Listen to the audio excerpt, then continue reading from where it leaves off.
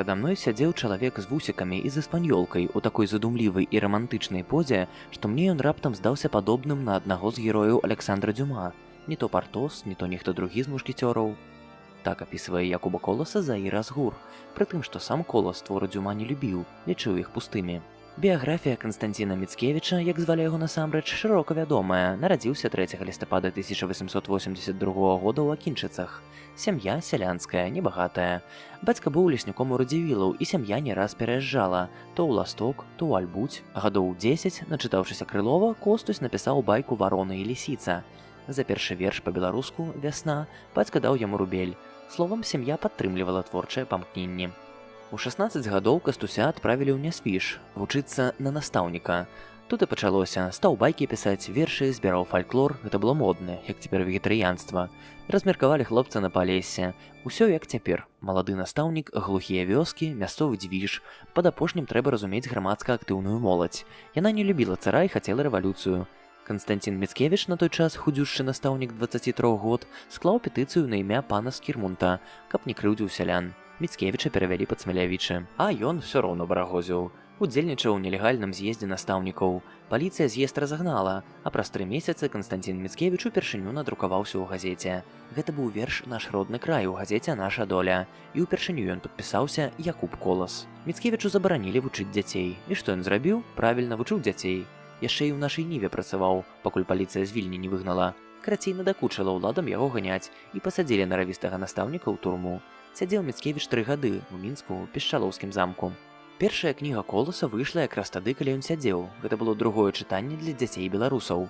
Калі Міцкевіч выйшаў на волю, яму было 29 гадоў. На той момант ён меў ужо 2 кнігі, а ў 12 годзе прыйшло немінучае. Колас пазнаёміўся з Купалам.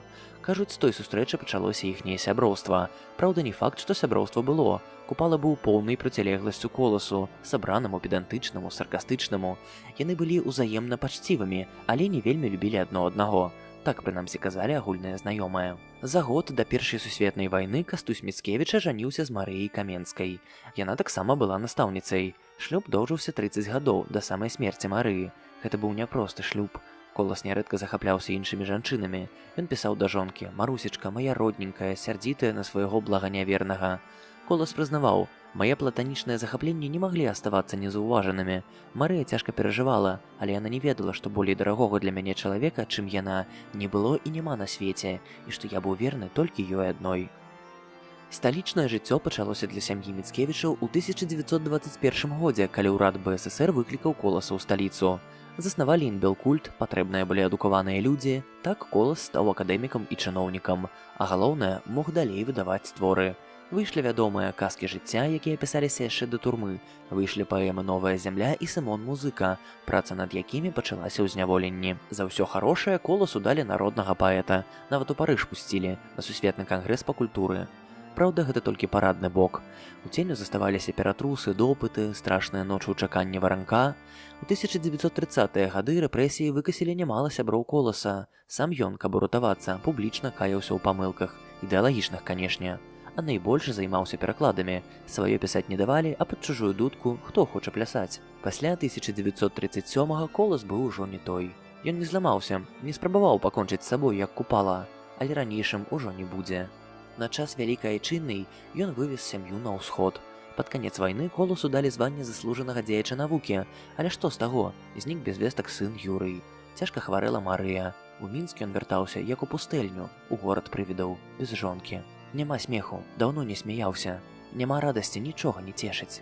Часамі думаю аба ўсім, што напісаў, напісанае як бы чужое для мяне.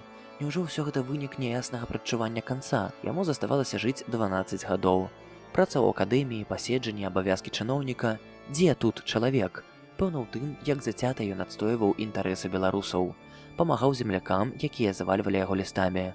На адрас Мінск Коласу штодня прыходзілі дзясяткі лістоў. І я часамі кажу сабе: «Божа мой, Божа, нашто я радзіўся ў Мікалаеўшчыне? Я так стаміўся, што хоць бы як той кракадзіл закапацца ў цёплы пясок, да хоць з месяц паляжаць у ім». Нават у апошнія імкненні жыцця Колас сядзеў за рабочым сталом і пісаў. Гэта быў ліст у ЦК. Колас абураўся становішчам беларускай мовы. Так, доўгі час ён мусіў хавацца за маскай савецкага класіка, але сышоў неабыякавым, гатовым да змагання Костусем Міцкевічам. Было гэта 13 жніўня 1956 года.